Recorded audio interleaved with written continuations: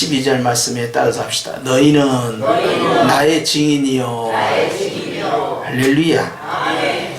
이스라엘 백성들이 하나님으로부터 왜 선택을 입었을까? 여러분 생각해야 합니다. 많은 사람이 있지만, 많은 인물들이 있지만, 아브라함이라는 사람을 통하여, 이삭을 통하여, 그리고 야곱을 통하여, 12아들을 통하여, 그리고 민족을 형성한 이유가 무엇이었을까? 하나님이 특별히 그와 같이 구별된 민족으로 선택하신 이유가 뭘까? 성경은 이렇게 말씀합니다. 너희는 세상 중앙에 거하는 민족이야. 즉 세상의 중심이 바로 너희라는 거예요. 그리고 너희는 나의 영광을 위하여 창조가 되었다. 그리고 너희는 만민의 제사장 나라로 세움을 받았다 그래요.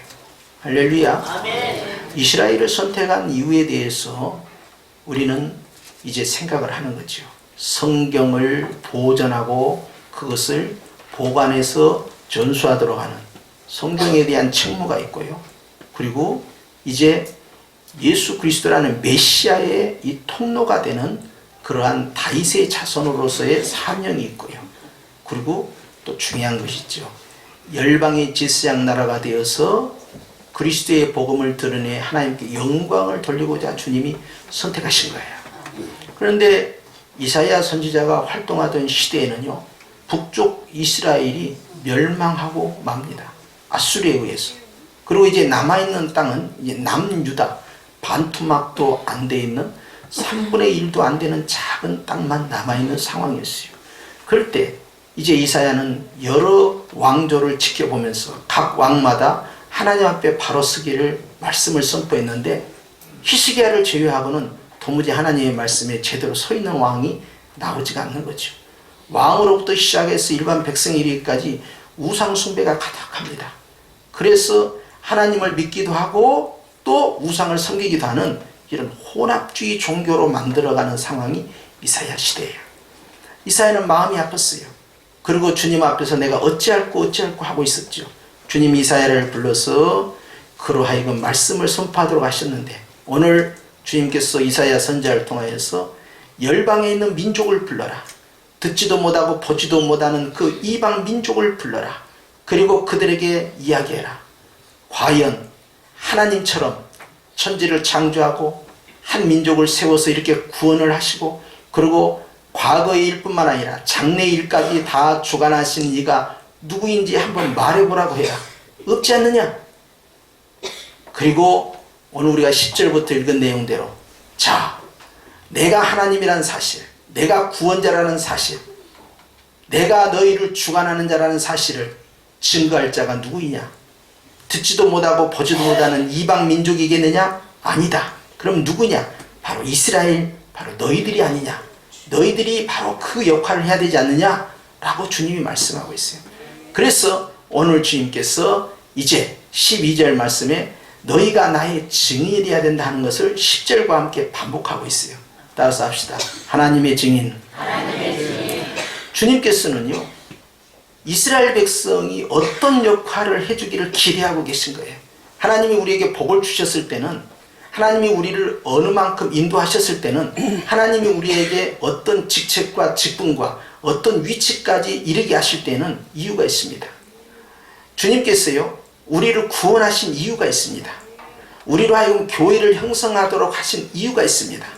내 자신이 걸어다니는 교회이면서 우리가 또 하나의 교회의 연합체가 되어서 지상교회를 형성할 때 하나님의 계획이 있습니다. 성령교회가 이 땅에 존재해야 할 이유가 있는 것입니다. 우리가 주님 앞에서 날마다 승리하는 삶을 살아갈 때 그 이유가 있는 인생의 목적이 있다는 겁니다. 구원의 목적과 인생의 목적은 단 한 가지입니다. 그 무엇입니까? 하나님께 영광을 돌리기 위해서요. 무엇을 먹든지 마시든지 입든지 다 주님의 영광을 위해서 살아가고 있어요. 그렇기 때문에 이유가 있어요. 주님은 기대하는 바가 있습니다. 그런데 이스라엘 백성들은 그 기대에 도달하지 못하고 있는 거예요. 하나님이 유일한 하나님이시다. 그리고 하나님만이 우리의 구원자시고 우리의 앞으로의 미래도 이끌어 가신다라고 증거를 누가 해야 되느냐? 이스라엘 사람들이 해야 돼요. 그런데 이스라엘 사람들이 타락하고 범죄하고 그리고 다른 종교를 의지하기 시작하는 거예요. 그러면 담대히 나가가지고 여호와 하나님만이 유일한 하나님이다. 여호와 하나님만이 우리의 참된 구주이시다. 여호와 하나님만이 천지를 창조하신 유일한 분이다. 이렇게 증거할 수 있어요, 없어요? 없게 된 거예요. 그러니 사명을 망각을 했으니 이스라엘 백성을 더 이상 아무리 고쳐쓰려고도 안 되고 회개하라고 해도 안 되고 도무지 돌아설 생각을 하지 않으니, 그러니 바벨론을 들어서서 주님께서 이스라엘을 복상 망하게 하고 북쪽 이스라엘처럼 말이죠, 바벨론을 끌고 가버린 거예요. 아수르에서 멸망한 북이스라엘 보면서 타산지석을 삼아야 되는데 깨달음이 없는 거예요. 그리고는 70년 동안 바벨론으로 끌려가서 거기에서 종살이를 하는 것입니다. 철저히 나라가 붕괴되고 그 이후로 나라가 재건되지 않습니다. 바벨론 포로에서 1차, 2차, 3차 포로 귀환을 했지만 그들은 스스로의 주권 국가를 형성하지 못합니다. 철저히 바벨론의 지배를 받고 메데바사라는 페르시아의 지배를 받고 헬라의 지배를 받고 로마의 지배를 받으며 예수 그리스도를 맞이하게 되는 거예요. 예수님께서는 오셔서 내가 말하는 나라는 이 땅에 있는 것이 아니라 바로 하나님의 나라를 말하는 것이다 라고 했을 때 이스라엘 백성들이 이해를 못한 거예요. 메시아는 어찌하여 이 땅에 대해서 회복한다는 말을 하지 않냐까. 신전에 예수님께서 승천하실 때에 제자들이 묻습니다. 이스라엘을 회복할 때가 지금입니까? 여전히 민족주의 세계관에 갇혀 있는 거예요. 육신적 세계관에 갇혀 있는 거예요. 주님이 말씀하시죠. 너희는 이 예루살렘을 떠나지 말고 여기에 머물러 있으라. 그러면서 중요한 말씀하십니다. 오직 성령이 너희에게 임하시면, 그 다음 뭐예요? 예루살렘과 너희가 권능을 받고 예루살렘과 온 유대와 사마리아와 땅끝까지로 뭐가 된다? 내 증인이 된다는 거예요. 증인이라는 것은 마르투스입니다. 목격자가 증인의 역할을 감당할 수 있어요. 그런데 봤다고 해서 들었다고 해서 다 증인이 되는 게 아니에요. 목격자라도 무엇이 임해야 됩니까? 성령의 권능을 받아야만 용기 있게 담대하게 나가는 거예요. 그게 오순절 사건이 되겠어요. 오순절의 성령의 임함은요, 구원 세례가 아닙니다. 구원받은 자에게 임하는 바로 능력 세례가 되겠어요. 이걸 통해서 주님께서 담대히 복음을 전파하기 위함이에요. 따라서 합시다. 은혜를 주신 것은, 능력을 주신 것은 증인이 되라는 것이다. 예수님을 나타내라는 거예요. 하나님께 영광, 예수님을 나타내라는 거예요. 주님께 영광, 예수님을 나타내라는 거예요. 그렇기 때문에 증인이라는 것은 결과적으로 목격하는 것으로만 끝나지 않냐. 그 목격을 담대히 증거할 수 있는 힘을, 권세를 받아야 되는데 이스라엘 백성은 영적으로 성신이 거두어져 버린 거예요. 왜? 우상 숭배를 하기 때문에. 그들이 회개하고 주님 앞에 돌아서면 그들을 통하여 하나님께서 더 큰 사역, 이스라엘만의 하나님이 아니라 온 만국의 하나님으로 주님께서 사역을 하실 판인데 이스라엘은 그 통로를 자꾸 갈아먹고 내부적으로 부패하고 타락하고 말았어요. 하나님만을 의지하지 않은 거예요. 한국교회도 마찬가지입니다. 지금까지 하나님께서 이만큼 부흥시키고 하나님이 복을 내려주셔서 경제도 발전시키고 교회도 성장시키고 이만큼 내놓으라 하게끔 부흥성장 발전했는데 사명을 망각하면 하나님은 가만두지 않습니다. 사도들에 의해서 세워진 어머니 교회 예루살렘 교회가 사명을 망각했어요. 수만 명에서 수십만 명으로 예상되는 엄청난 숫자가 예루살렘에 모이고 디아스포라로 나갔던 사람들이 3대 절기를 통하여서 6월절 때 모이고 오순절 때 모이고 그리고 이 수장절에 모이고 하면서 엄청난 순례자들이 모여서 거기서 예수님을 영접합니다. 수만 수십만으로 성장을 했어요. 그러나 이 슈퍼처치 교회가요, 말씀 가운데 서 있고 찬양하고 선을 행하고 많은 사람들에게 본이 되는 삶을 살고 교회가 성장하고 있었지만 결정적인 실수를 했습니다. 그것은 사도행전 2장 8절에 있는 말씀처럼 땅끝까지로 내 증이 되라는 말씀 앞에서는 귀를 닫고 있었고요. 그걸 자꾸 뒤로 미루고 있었던 거예요. 주님께서는 스테반을 순교시킴으로써 이 어머니 교회를 완전히 해체시켜버리고 맙니다. 그리고는 거기는 사도 외에는 남아있지 못하게 하고 각자 자기 집으로 돌아가게 만들고 온 유대로 퍼져나가게 만들고 사마리아로 퍼져나가게 만들고 그리고 땅끝까지 디아스포라의 각자의 나라에 가서 가는 곳마다 그리스도를 증거하고 교회를 세우고 자기가 거하는 그 고향에 바로 그 외국에다 하나님의 교회를 세우는데 사도들이 세운 교회보다 훨씬 많은 교회를 세웠으니 한꺼번에 수만 명의 선교사를 일시에 파송해버리고 만 것이 스테반의 순교 사건이에요. 사명을 감당하지 않으면 하나님은 흩어버리는 거예요. 그들은 주님 앞에서 깨달을 바가 있었어요. 복음을 전하는 것은 나중에 할 것이 아니라 바로 해야 된다는 사실이에요. 할렐루야. 그러니까 우리 민족, 우리 교회, 우리 교단, 우리 집, 이런 소화적인 생각을 하는 사람은요, 하나님께 쓰임받지 못합니다. 나보다는 이타적인 삶, 내 가정보다는 다른 가정, 내 교회보다는 다른 교회, 우리 한국교회, 우리나라와 민족을 뛰어넘어서 다른 민족에 어떻게 하면 경제라는 통로를 통해서, 무역이라는 통로를 통해서, 비즈니스라는 통로를 통해서, 문화라는 통로를 통해서, 외교라는 통로를 통해서, 각각의 교류라는 통로를 통해서 그리스도를 증거할까? 이것을 생각하는 것이 바로 영적인 쓰임받는 자예요. 그렇기 때문에 하나님께서 다양한 사람들을 다양하게 그 위치까지 올려요. 사업하는 사람도 있고요, 공무원을 세우기도 하고요, 외교관을 세우기도 하고요, 정치인을 세우기도 하고요. 하나님께서 다양한 모습으로 이 땅에 거주하게 하고 또 외국에 나가 살게 합니다. 이유는 무엇입니까? 우리는 알아야 돼요. 궁극적 목적은 성공이 아닙니다. 행복이 아닙니다. 자아성취가 아닙니다. 무엇입니까? 하나님의 영광을 위하여 그리스도를 나타내야 돼요. 이스라엘 백성은 나타나지 못했어요. 그리스도를 나타내는 방법은 두 가지가 있겠습니다. 하나는 우리가 직접적으로 예수님을 믿으세요, 예수님만이 나의 하나님이시요, 나의 창조주시요, 나의 구원자이십니다, 이렇게 선포하는 직접적 포교 생활이 있겠죠. 직접적 복음을 전파하는 거예요. 두 번째는 또 어떤 방법입니까? 나의 삶을 통하여, 나의 문화를 통하여, 나의 인격을 통하여, 나의 생활을 통하여 아니 계신 것처럼 사는 것이 아니라 계신 것처럼 확실히 산다는 거예요. 특별히 어려운 일을 만났을 때 그 사람이 그것을 어떻게 처리하는가를 주변 사람들은 지켜봅니다. 우리의 가정이 불행이 닥쳤을 때 그것을 어떻게 처리하는가를 지켜봅니다. 나의 자녀들에게 큰 시험이 다가왔을 때 그것을 어떻게 처리하는가를 지켜봅니다. 욥이 그랬던 것처럼 마귀도 지켜봅니다. 안 믿는 사람도 지켜봅니다. 믿는 사람도 지켜봅니다. 주님도 지켜봅니다. 계속해서 지켜봅니다. 우리는 어떤 말을 해야 될까? 어떻게 생활해야 될까? 어떻게 행동해야 될까? 어떻게 반응해야 될까? 수없이 지켜봄을 당합니다. 지금도 우리 주님은 우리를 지켜보고 계시죠. 그랬을 때 우리가 어떻게 그 상황을 견뎌내고 극복하는가를 우리는 생각해야 됩니다. 나는 주님 앞에서 걸어다니는 교회요, 움직이는 성전이면서 그리스도의 편지란 사실을 아셔야 돼요.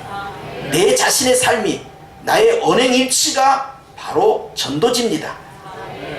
내가 예수님 믿으라고 직접적으로 표현하지 않아도 결국 나의 모습을 통하여 저 사람이 예수 믿는 사람이란다, 저 사람이 교회 다닌단다, 역시 다르다, 이것이 우리의 편지가 되는 것이죠. 그래서 향기가 난다고 그랬어요. 누구의 향기입니까? 나의 인격의 향기도 아니고 나의 삶의 수양의 향기도 아닙니다. 예수 그리스도의 향기만이 나와야 돼요. 좌우에 계신 분과 인사하십시다. 주님이 하셨습니다. 주님이 수고하셨습니다. 누구만을 자랑합니까? 예수님만을 자랑합니다. 할렐루야. 어떤 사람들은 교회를 자랑해요. 우리 교회를 새로 지었는데 너무너무 멋있게 지었다고 말해요. 지역사회의 발전을 위해서 지었고, 이제 이것이 건평이 얼마고, 이 사용되는 이 규모가 어느 정도이고, 프로그램이 어떻고, 그리고 앞으로 비전이 어떻고, 교회를 막 자랑합니다. 여러분, 사도 바울은 십자가 외에는 자랑하지 않는다고 그랬어요. 그러면 작은 교회, 개척교회, 지하 상가에 있는 교회들은 뭐가 되는 겁니까?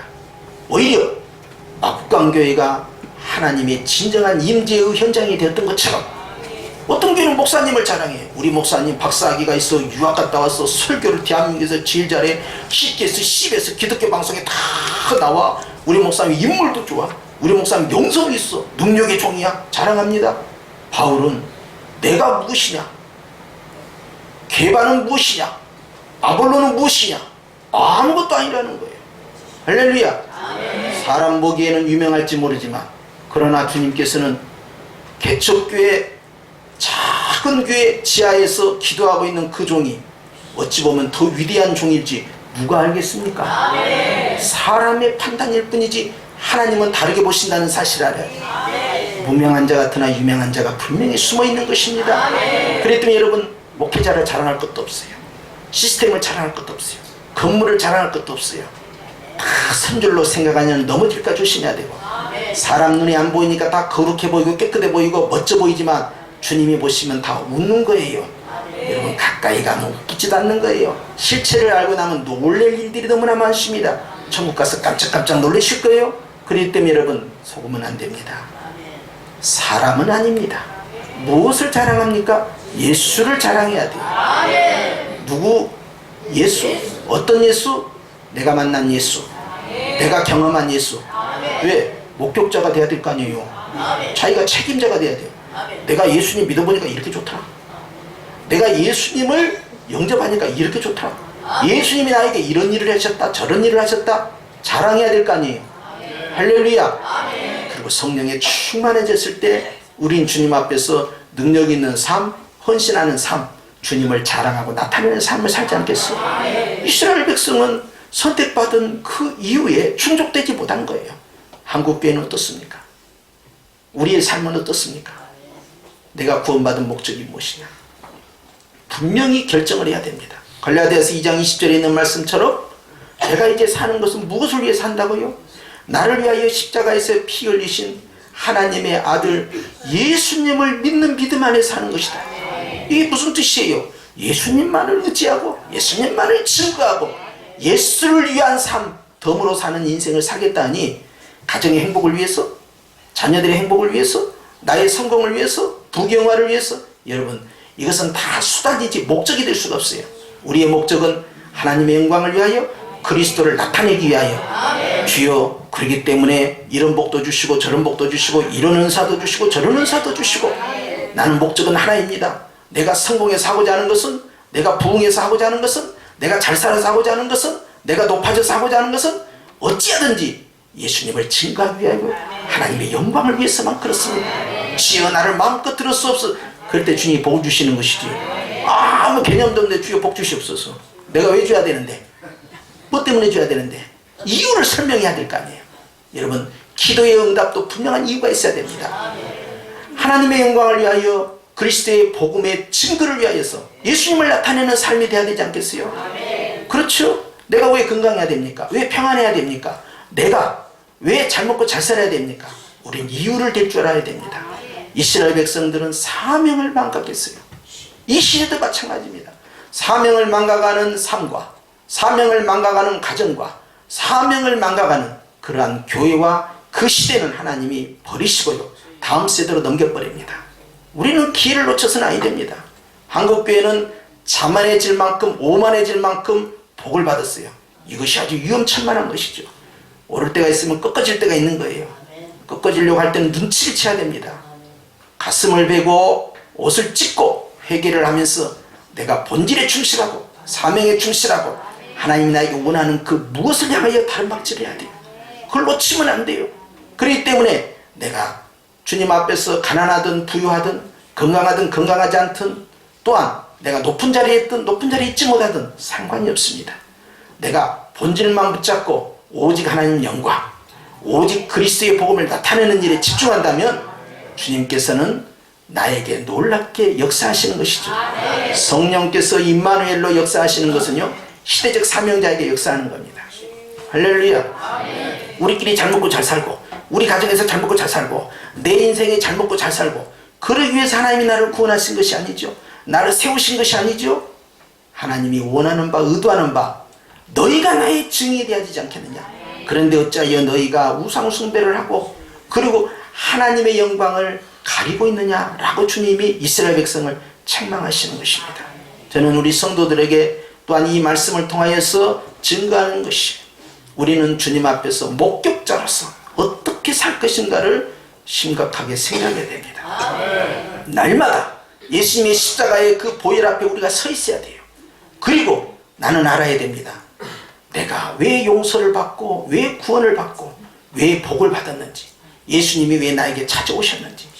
바울은 그것을 알았기 때문에 다메섹에서 만난 예수님을 땅끝까지 전파하면서 그의 인생을 후회 없이 살았던 것이고, 오늘 또 목적 있는 분명한 삶은 성령이 이끄시는 삶인데, 그것은 바로 예수 그리스도를 나타내라는 거야. 직장을 통하여, 사업장을 통하여, 내가 살아가는 삶을 통하여, 내 생활을 통하여 누가 나타나야 돼요? 예수님이 보여야 돼요.